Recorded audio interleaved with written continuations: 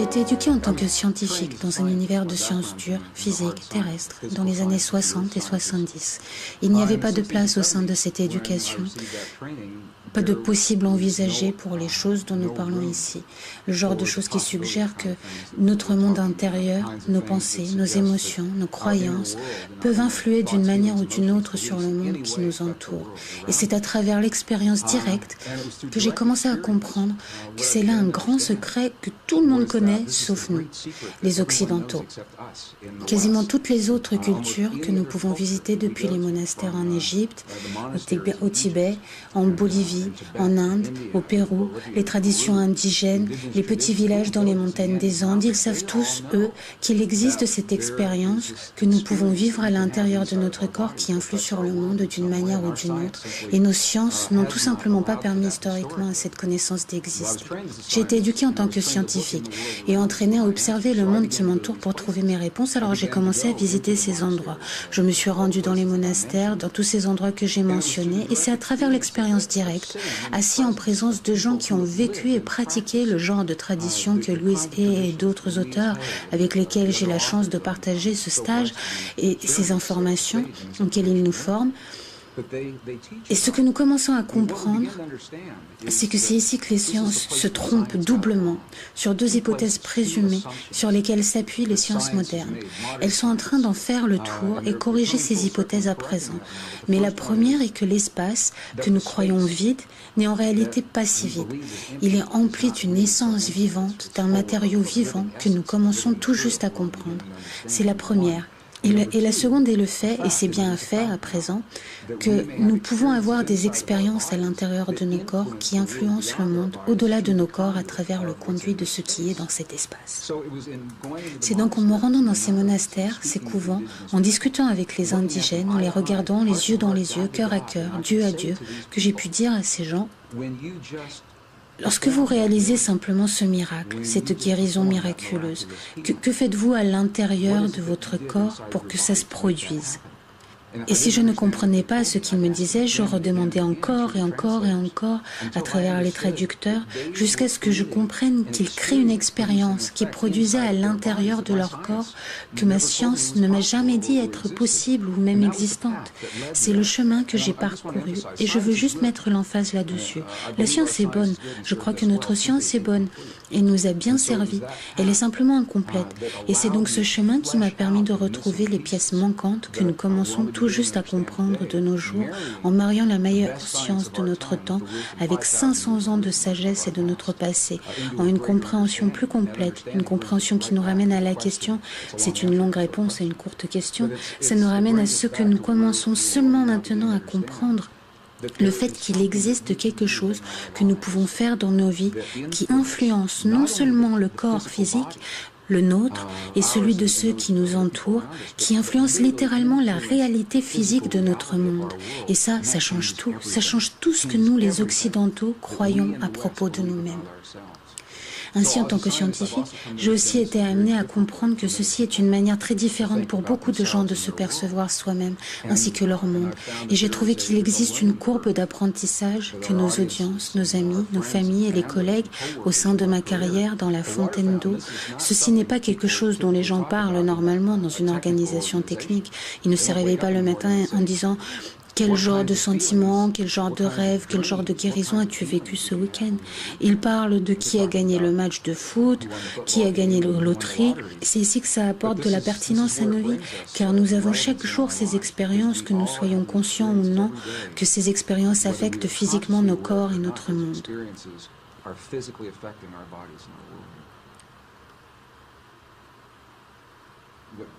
La science occidentale commence à présent à comprendre, ces dernières années seulement, du XXe et les premières du XXIe siècle, c'est à présent un fait scientifique. L'espace entre les choses est tout sauf vide.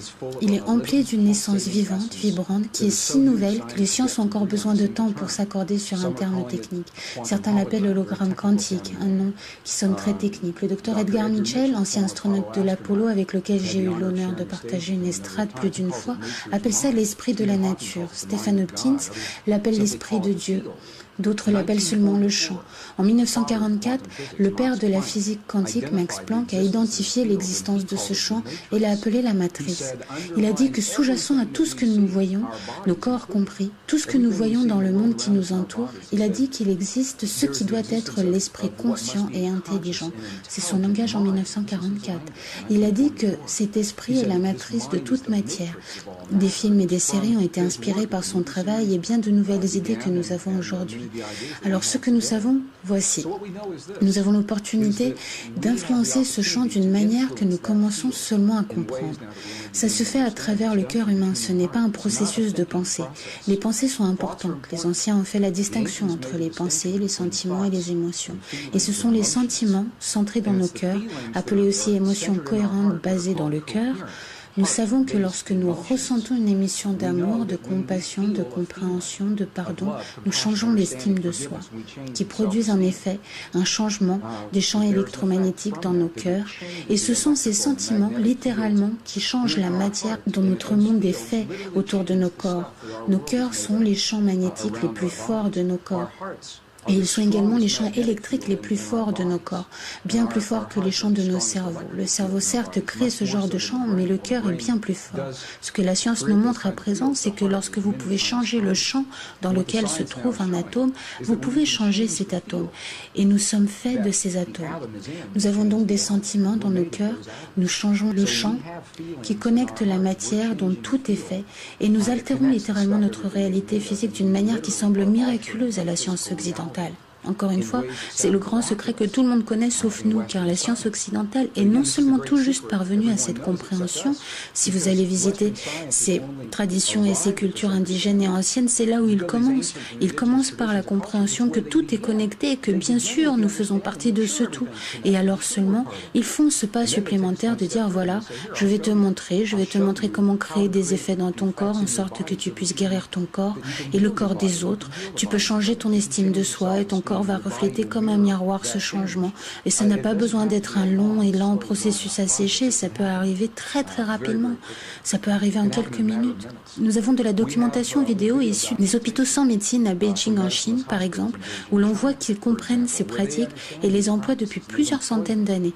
Nous pouvons regarder dans le corps d'une femme en vie avec une tumeur cancérigène que la science occidentale nomme inopérable et nous pouvons ensuite regarder ces trois praticiens qui comprennent le langage de l'émotion humaine, créer le sentiment dans leur corps sans regarder cette tumeur comme une maladie.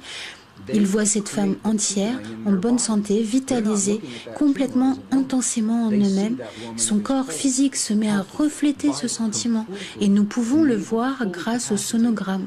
Nous pouvons voir la tumeur disparaître en moins de 3 minutes. C'est à cette vitesse que la réalité peut changer. Et c'est ici que la déconnexion arrive dans la science occidentale. Car j'ai partagé cette information avec des scientifiques et des docteurs en médecine partout dans le monde et ils ont dit « Waouh, c'est un miracle, nous allons devoir revenir et étudier ça. » Et nous le ferons dès que nous aurons trouvé un médicament pour le cancer ou dès que nous avons trouvé le médicament qui soignera à un niveau mécanique.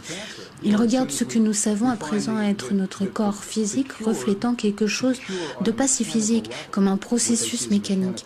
Et c'est là où la science est seulement en train de parvenir. Les trois praticiens de l'hôpital sans médecine de Beijing ne jugeaient pas cette tumeur cancéreuse. Ils ne la jugeaient ni juste ni injuste, ni bonne ni mauvaise. Ils la voyaient comme une possibilité quantique et il existe beaucoup de possibilités. Bien sûr, celle-ci n'en est qu'une. Et ils disaient à présent, nous allons en choisir une autre. Mais c'est une manière subtile et très différente de regarder les choses, car elles reconnaissent ce qui est et ensuite seulement invitent une nouvelle possibilité, plutôt que d'avoir une charge sur ce qui est et sentir que nous devons d'une manière ou d'une autre manipuler ou couper dans le cas de la tumeur ou changer, battre la réalité physiquement au marteau jusqu'à sa soumission. Ce qu'ils font, c'est reconnaître ce moment, cet exemple et le changer à ce niveau que nous pouvons appeler le programme quantique.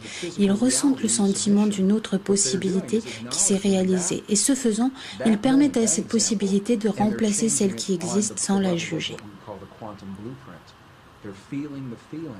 As if another possibility has occurred, and in doing so, allowing that possibility to replace the one that exists without judging the one that exists. J'étais un ingénieur en aérospatial à Denver, Colorado, durant les dernières années de la guerre froide, dans les années 80, à l'époque où le fameux nuage brun inondait Denver de pollution. Et nous ne pouvions tous conduire le même jour. Nous devions organiser le covoiturage. Et un jour, je me suis rendue chez un ami ingénieur. C'était ma semaine d'astreinte et j'y suis arrivée un peu en avance. Je n'avais jamais été chez lui et je lui ai demandé si je pouvais utiliser sa salle de bain. J'y suis entrée et j'y ai trouvé des petits post-it d'affirmation partout dans la salle de bain qui disaient « Ma partenaire parfaite se manifeste pour moi maintenant. Ma partenaire parfaite se manifeste pour moi maintenant. » Nous sommes entrés dans sa voiture et il y avait des post-it partout sur le tableau de bord, le rétroviseur. « Ma partenaire parfaite se manifeste pour moi maintenant. » Et bien sûr, j'ai su de quoi son bureau avait l'air. De la même manière, il les avait accrochés partout sur les murs et son écran d'ordinateur. Je lui ai demandé « Est-ce que ces affirmations fonctionnent pour toi ?» Il m'a dit « Non, ça n'a jamais marché. » Et je lui ai demandé « Pourquoi penses-tu que ça n'a pas marché ?» Et il m'a dit « Regarde-moi, qui voudrait être avec quelqu'un comme moi?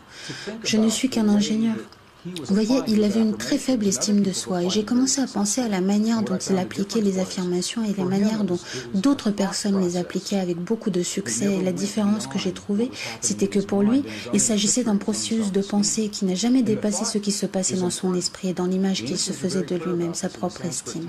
La pensée est importante. Les anciens sont très clairs à ce propos. Dans les textes sanscrits, ils nous disent que la pensée est l'image de la possibilité quantique. En d'autres mots, dans le domaine des possibilités, tout existe déjà. La relation parfaite de mon ami est la pire qu'il n'aura jamais vécue, la plus lumineuse des lumières, la plus obscure des obscurités. Nos plus grandes guérisons et nos plus grandes souffrances, toutes ces possibilités sont déjà là.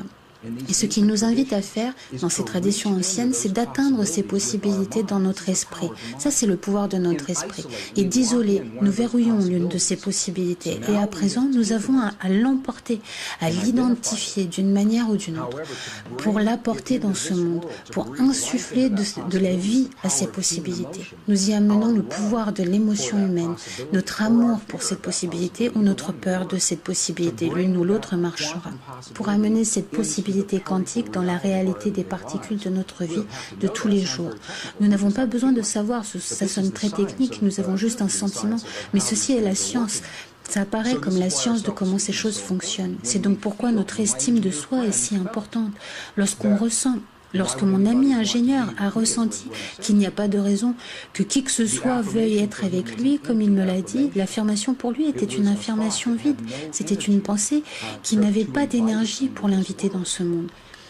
Et un exemple à l'opposé de tout ça, comme je connais d'autres personnes qui simplement ont fait une liste de toutes les caractéristiques d'un partenaire parfait pour leur vie, c'est ce que font beaucoup de gens pour qui ça marche et c'est ce que j'utilise comme exemple, mais ça marche pour la guérison, pour la paix, c'est juste que nous parlons de relations ici. Ils font la liste de toutes ces caractéristiques et ensuite ils partent du fait que cette relation est déjà en train de se réaliser. De quelle manière leur vie est différente à présent que ce partenaire parfait est présent, ou leur soirée, de quelle manière différente ils passent leur temps, comment ils se sentent quand ils se réveillent le matin et partagent la vie de quelqu'un. Et ce sont ces sentiments qu'ils vivent à longueur de journée. Ce n'est pas quelque chose qu'on s'assoit pour faire 1 minute et on se lève et on s'en va. C'est plutôt quelque chose que l'on devient. Nous vivons nos vies comme si ces expériences ont déjà eu lieu et c'est de cette manière que nous les invitons dans nos vies. Et elles arrivent si vite qu'elles peuvent faire peur à certains. Je connais des gens qui n'ont pas eu le temps de terminer leur liste, elles sortent déjeuner ou prendre un café et la personne qui leur amène le déjeuner se trouve être la personne décrite sur cette liste et ils tombent amoureux et ils se marient et 20 ans plus tard ils sont toujours mariés. Je connais des gens à qui c'est arrivé. Tout est donc une question de clarté, de spécificité, d'être personnel, d'être très clair avec l'idée que ce sont là des désirs personnels. Scientifiquement, il apparaît que ce champ, la matrice divine, est le miroir et le pont entre nos mondes intérieurs et extérieurs. Et il ne peut nous donner que ce que nous lui donnons pour travailler avec. Et la chose intéressante, c'est que nous avons été conditionnés à ressentir les sentiments des choses que nous ne voulons pas dans la vie et dont nous avons peur. Nous nous réveillons le matin et nous regardons les infos de 6 heures avec toutes les choses dont nous devons avoir peur et ensuite nous traversons notre journée en nous disant « Oh, j'espère que je ne verrai pas ça aujourd'hui » ou « J'espère que ce n'est pas l'angle de cette rue ».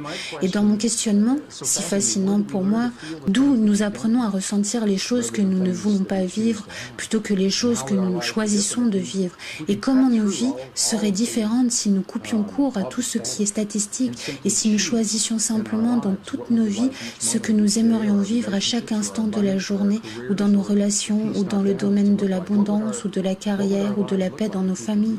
De quoi nos vies auraient l'air si nous pouvions faire ça? Il existe une très bonne preuve scientifique montrant précisément à quoi ressembleraient nos vies, car très rapidement nous expérimenterions tout ce que nous créons. En tant que scientifique, l'une des premières choses que j'ai eu à comprendre, et encore une fois mon éducation, j'ai été éduquée par les sciences pures et dures et aucune expérience intérieure n'y avait la permission d'avoir un effet quelconque sur le monde extérieur, pour commencer. Deuxièmement, j'ai été élevée dans une communauté relativement conservatrice dans le Midwest. Je suis née dans le Missouri, Kansas City, Missouri, et dans cette partie du monde, lorsqu'on parlait d'émotions, ça se réduisait à cette expérience nébuleuse des pensées, des émotions et des sentiments qui seraient tous le même genre de choses dont on ne parlait pas vraiment beaucoup. Et soit dit en passant, en tant qu'homme, on ne veut vraiment pas voir beaucoup des vôtres. C'était mon éducation. J'ai donc commencé à comprendre que lorsqu'on va dans différentes cultures, et je me réfère encore et encore à cette sagesse que nous avions, la sagesse des cultures occidentales qui a été perdue durant le IVe siècle, il y a environ 1700 ans, cette sagesse a été éditée hors de nos traditions religieuses les plus aimées, les éditions bibliques du IVe siècle. Cette sagesse n'a pas été retirée des autres cultures que nous avons visitées. Et c'est la valeur que l'on peut trouver en visitant ces cultures. Ils identifient 3 expériences séparées et à la fois reliées que nous avons tous à l'intérieur de nos corps. Et ils les appellent littéralement pensée, sentiment. Et voici la différence. La pensée est identifiée avec les 3 plus hauts centres d'énergie. Les traditions sanskrites parlent de 7 centres énergétiques, un système de 7 chakras avec lequel ils travaillent et ils disent que les 3 centres les plus hauts sont reliés au processus de la pensée ou de la logique. Donc, lorsqu'on pense à quelque chose, on le visualise dans notre esprit, cette relation parfaite où Donc, lorsqu'on pense à quelque chose, on le visualise dans notre esprit, cette relation parfaite ou la paix entre les nations. Mais nous ne pouvons les inviter dans notre vie seulement en insufflant la puissance de l'émotion dans cette pensée. L'émotion provient des 3 centres créatifs les plus bas dans notre corps.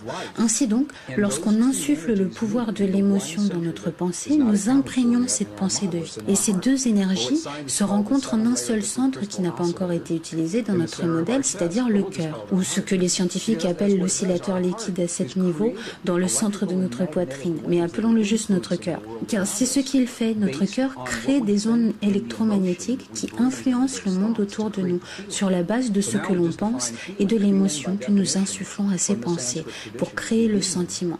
À présent, nous venons de définir le sentiment. Le sentiment, d'après les définitions des traditions sanskrites, c'est l'union de la pensée et de l'émotion qui ensemble créent le sentiment.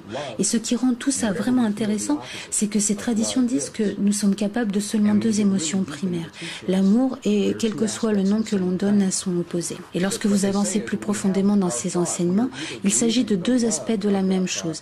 Mais ce qu'ils disent, c'est que nous avons notre pensée et nous y insufflons soit de l'amour de cette pensée, soit de la peur de cette pensée, pour créer le sentiment. Et le sentiment alors devient tristesse ou joie ou compassion, ou colère.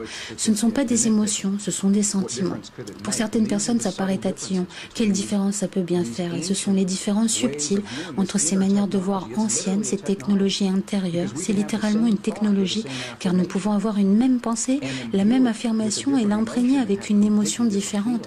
Et nous obtenons des sentiments totalement différents qui créent des résultats différents. Et ceci est le grand secret qui a été effacé de nos traditions chrétiennes et pré-chrétiennes, nos traditions judéo-chrétiennes, lorsque 45 livres ont été retirés au IVe siècle. 20 ont été retirés entièrement, les 25 restants ont été condensés et réarrangés. Et nous le savons car nous avons trouvé l'information dans les parchemins de la mer morte, de la librairie de Nag Hammadi, les textes coptiques et gnostiques. Donc nous savons ce que ces textes auraient dit si nous les avions. La chose intéressante, c'est que sans ces textes, nous tendons à compter sur le mot écrit pour valider ces pouvoirs que nous ressentons dans nos corps et dans notre esprit. Je pense que tout le monde sent ou suspecte un potentiel non utilisé dans le corps humain. J'ai été sur tous les continents de la Terre et j'ai demandé à tous les publics que j'ai pu rencontrer, est-ce que vous sentez que c'est là? Et tous disent, oui, nous sentons que c'est là, qu'il y a quelque chose, mais on ne peut pas vraiment le comprendre. Pourquoi? Donc, nous avons le sentiment qu'il y a plus, mais nous appuyons sur la validation écrite dans un texte écrit il y a 5000 ans ou à une étude scientifique qui nous dirait que c'est vrai. C'est, je pense, la valeur que nous pouvons trouver à lire ces textes, car nous y voyons les mots qui disent littéralement ce que nous ressentons. Dans le Gospel de Thomas, le Gospel perdu de Thomas, il est littéralement dit que lorsque ces deux deviennent un, quand la pensée et l'émotion deviennent un, alors tu diras à la montagne « bouge » et la montagne bougera. J'ai longtemps pensé que c'était une métaphore et j'ai à présent suffisamment vu pour savoir que retirer une tumeur cancéreuse du corps d'une femme vivante, ça c'est bouger une montagne pour moi et c'est faisable et déjà fait en mariant la pensée et l'émotion ensemble.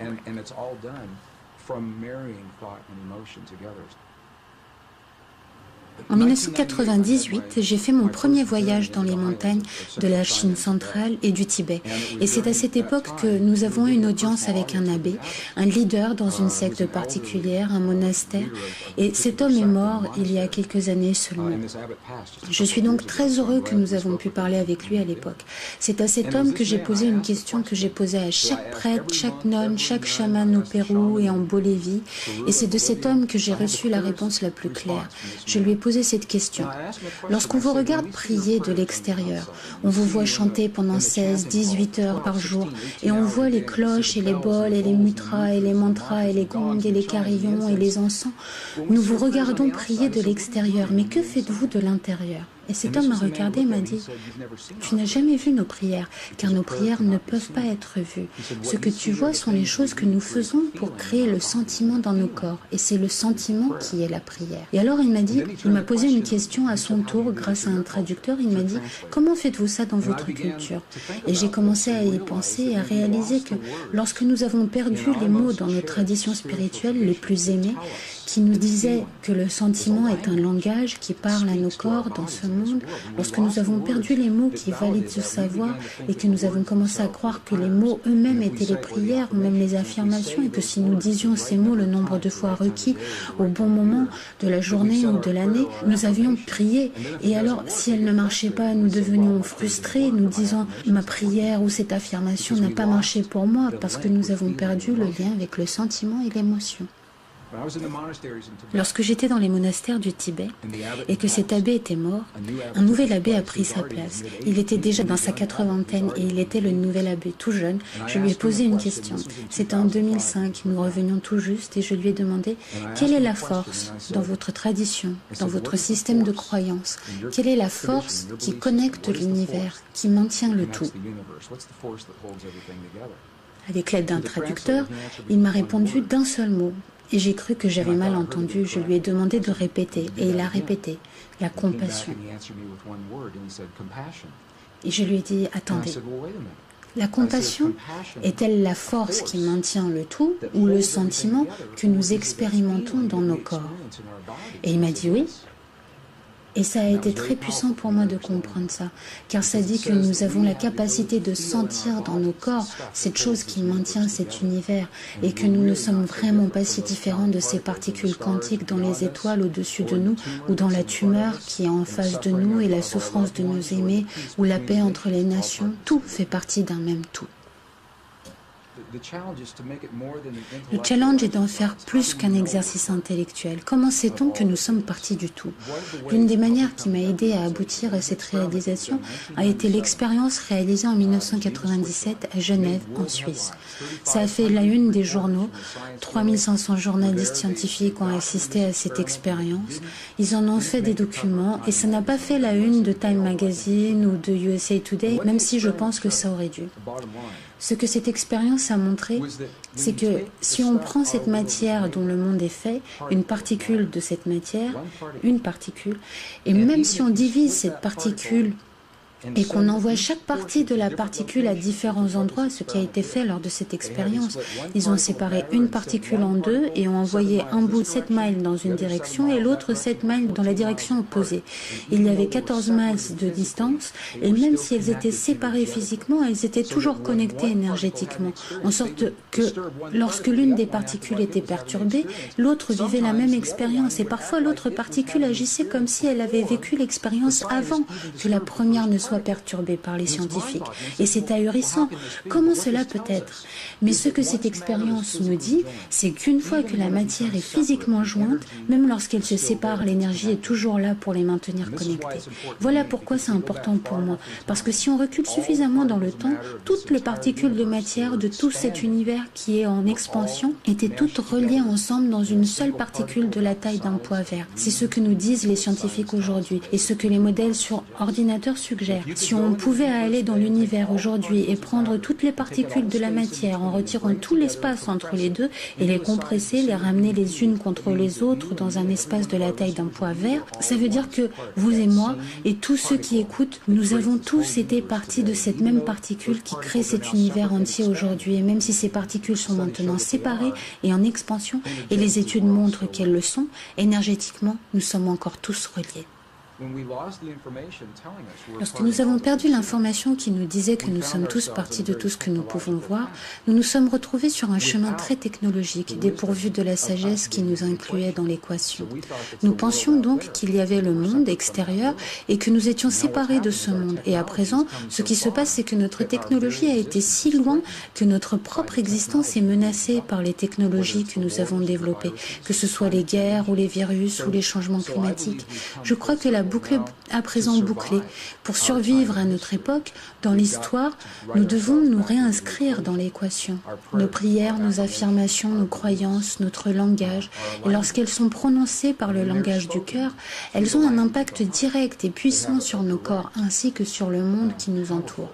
Et ça nous invite à être très très conscients de ce que nous avons vraiment dans le cœur, la vérité sur le monde que nous y maintenons.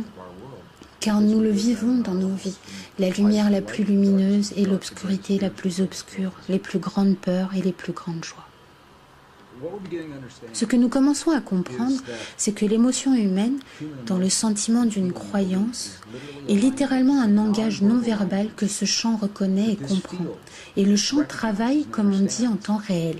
Il n'a pas la notion de ce qui sera dans quelques minutes. Donc si on dit dans une affirmation dans 20 minutes, j'aimerais que mon partenaire parfait se manifeste pour moi, le champ ne connaît rien de ces 20 minutes. C'est une implication en temps réel. Et c'est pourquoi la clé, ce que disent les anciens et les prêtres, les nonnes de nos jours, ils disent d'être très spécifiques lorsque nous choisissons ce que nous voulons vivre. Parce que ce que nous faisons, ça aide si on comprend ça, ce que nous faisons, c'est que dans le monde des possibilités quantiques, dans les soupes nébuleuses de toutes les possibilités, ce que nous faisons, c'est isoler, verrouiller une possibilité dans l'espace. Et si nous ne sommes pas spécifiques à propos de la possibilité que nous choisissons, comment le champ pourrait-il être plus spécifique à propos de ce qui nous amène dans notre réalité ? Quoi qu'il nous en coûte pour en arriver au point où nous pouvons transcender les limites des lois physiques et de la biologie telles que nous les avons connues par le passé, nous avons le pouvoir en nous qui transcende ces lois.